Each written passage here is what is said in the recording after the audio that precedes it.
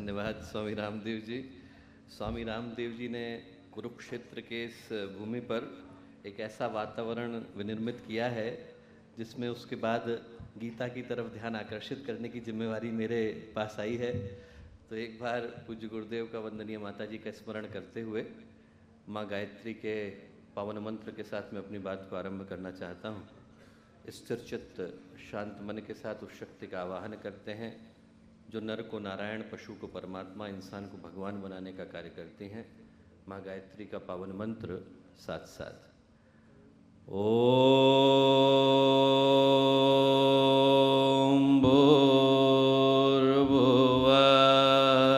स्वः तत्सवितुर्वरेण्यं भर्गो देवस्य धीमहि धियो यो नः प्रचोदयात्।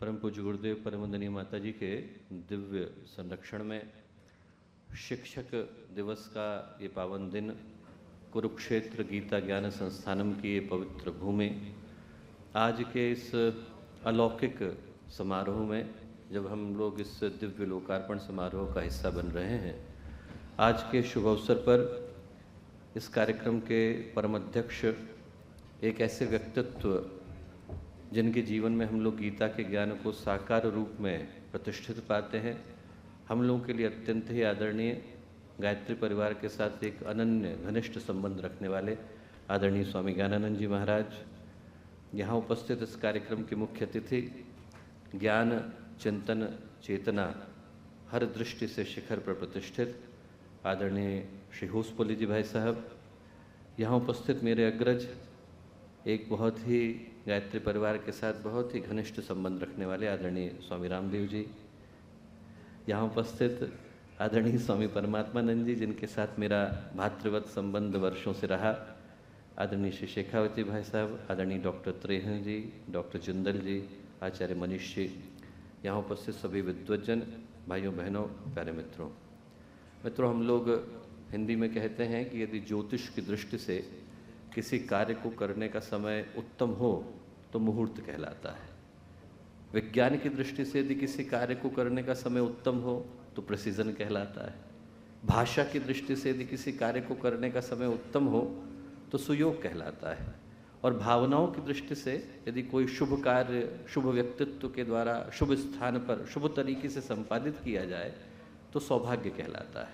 और मेरी दृष्टि में आज का दिन कुरुक्षेत्र की पावन भूमि के लिए एक अलौकिक सौभाग्य को लेकर के आया है।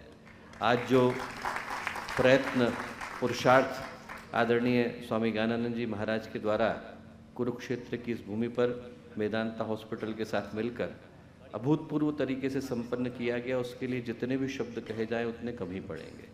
मैं 15 करोड़ गायत्री परिजनों की ओर से, एक ऐसे गायत्री परिवार की ओर से जिसकी 80 देशों में शाखाएं 5000 केंद्रों में प्रतिष्ठित हैं, उनके प्रतिनिधि के रूप में आज जब यहाँ आकर के खड़ा हुआ हूँ तो मेरे हृदय का कोना कोना उनके प्रति भावना से नतमस्तक है, क्योंकि जो उपहार उनने कुरुक्षेत्र की इस पवित्र भूमि को प्रदान किया उसको मैं भारत के भविष्य का उपहार कह करके पुकार सकता हूँ।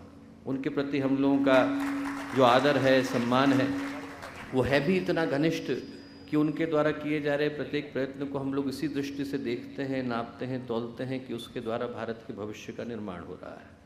और मैं कहूँगा आप लोग सौभाग्यशाली है कि आज के दिन एक ऐसे समारोह का हिस्सा बन रहे हैं जिसके माध्यम से लोकार्पण तो एक ही हिस्सा है, पर यदि हम आहटों को महसूस करें तो हम महसूस कर सकते हैं कि ये समय भारत के जागरण का है, भारतीय संस्कृति के जागरण का है, भारतीय अस्मिता के जागरण का है। नज़रें घुमा के यदि हम लोग देखें, चेहरे उठा करके देखें, आसमान की बुलंदियों को देखें और बदलती फिजाओं को देखें, तो महसूस कर सकेंगे कि भारत जाग रहा है। और न केवल भारत जाग रहा है बल्कि भारत दहाड़ भी रहा है। ये वो समय है जिस समय में भारत की भवितव्यता नए सिरे से लिखी जा रही है। ये भारत की डेस्टिनी कह लीजिए, नीति कह लीजिए, भविष्य कह लीजिए, भवितव्यता कह लीजिए कि जब भारत जागेगा तभी विश्व जागेगा। गुरुदेव ने 90 वर्ष पहले एक पंक्तियों को लिखा था, वो खुद 19 वर्ष के थे। उन्होंने लिखा, देख देख कर बाधाओं को तनिक न घबरा जाना, सब कुछ करना सहन किंतु मत पीछे कदम हटाना, कोई भी हो दुश्मन तेरा निश्चित मिट जाएगा, 30 कोटि हुंकारों से नभमंडल फट जाएगा, प्रलय मरुत हो बंद प्रचंड बवंडर के झोंके आवे, शांत हिमालय उड़े शिलाए फटे चूर हो टकरावे। परिवर्तन परिवर्तन निश्चित है, बहरे सुने आंख अंधे खोले, सोने वाले उठें सिपाही जागे सावधान होले। ये समय दोस्तों परिवर्तन का है। उस भूमि पर हम लोग प्रतिष्ठित हैं जहाँ पर कभी युग को बदलने की गाथा लिखी गई थी। और जब परिवर्तन की भूमि पर मैं आकर के खड़ा हुआ तो मैं आप लोगों को अल्प शब्दों में, मुझे भी स्वामी रामदेव जी के साथ वापस हरिद्वार को लौटना है, तो अल्प शब्दों में मैं इतना ही कहना चाहता हूँ कि आज के दिन के लोकार्पण समारोह को हम लोग इस दृष्टि से महसूस करें कि ये भगवान कृष्ण के पांचजन्य का उद्घोष है। ये उद्घोष है दोस्तों इस चीज़ का कि ये भारत की भूमि वही पवित्र भूमि है जहाँ पर आकर के अध्यात्म ने अपना परमानेंट रेजिडेंस बनाया था। ये उद्घोष है इस बात का कि यदि भारत की भूमि से योग की, ज्ञान की, ध्यान की, आस्था की, अध्यात्म की धाराएं न बही होती तो पशु परमात्मा न बन पाया होता। ये उद्घोष है इस बात का कि यदि इस भूमि से भगवान राम की धनुष की प्रत्यंचा के स्वर न गूंजे होते, भगवान कृष्ण के पांचजन्य का उद्घोष न हुआ होता, यहाँ पर बुद्ध का ज्ञान, महावीर का ध्यान मुखरित न हुए होते, मीरा, सूर, कबीर, तुलसी, चैतन्य, सुखदेव, अष्टावक्र, रुक्मणी, उद्दालक जैसे महापुरुषों ने आकर इस भूमि को कृतार्थ न किया होता, इंसान न बन पाया होता। इंसान को इंसान बनाने की यदि कोई भूमि है तो वो यही कुरुक्षेत्र की पावन भूमि है। और आज के दिन जो संकल्प यहाँ से गूंज रहा है वो अनेकों के जीवन को बदलने वाला होगा, ये कहने में मुझे तनिक भी शंका नहीं बल्कि दृढ़ विश्वास है। गीता कहती है, नैनम छिंदन्ति शस्त्राणि नैनम दहति पावकः न चैनम क्लेदयन्त्यापो न शोषयति मारुतः। जैसे शस्त्रों के प्रहार और आंधियों के आघात आत्मा को क्षत विक्षत नहीं कर सकते, वैसे ही दोस्तों सनातन, वैसे ही दोस्तों भारत, वैसे ही दोस्तों भारतीय संस्कृति, उसको न काटा जा सकता है, न मिटाया जा सकता है और न नष्ट किया जा सकता है। हर बार और भी ज़्यादा बुलंदियों के साथ वो खड़ी होती रहेगी और खड़ी होगी।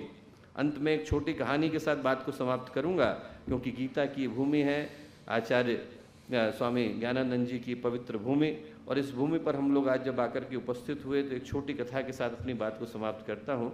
कहानी भारत की प्रसिद्ध रानी अहिल्याबाई होलकर की है। अभी आदरणीय डॉक्टर साहब ने कहा था कि हैप्पीनेस के लिए कुछ कह करके जाएं, तो मुझे लगता है कि यही अकेला सूत्र सबके लिए काफ़ी होगा। महिला अपनी बहुत ही ज़्यादा एक प्रसिद्ध रानी अहिल्याबाई होलकर का जीवन लंबे समय के लिए युद्ध में लड़ने के लिए गया। गीता वो पढ़ना चाहती थी, पढ़ नहीं पाई। उनने अपने गुरु को बुलाया और ये कहा कि 29 वर्ष से मैं युद्ध में निरत रही हूँ, गीता पढ़ने का बड़ा मन था, गीता नहीं पढ़ पाई हूँ। आप एक काम करिए, कल से आकर के गीता के श्लोकों को सुनाइए, एक एक के ऊपर मैं चिंतन करूँगी और उनका ध्यान करते करते मुझे गीता याद हो जाएगी। उनने कहा ठीक महारानी। अगले दिन से वो गीता लेकर के आए, गीता खोली, पहला श्लोक बोला, धृतराष्ट्र उवाच धर्म क्षेत्रे कुरुक्षेत्रे संवेता युत्सव मामकः पांडवाश्चैव किम कुर्वत संजय।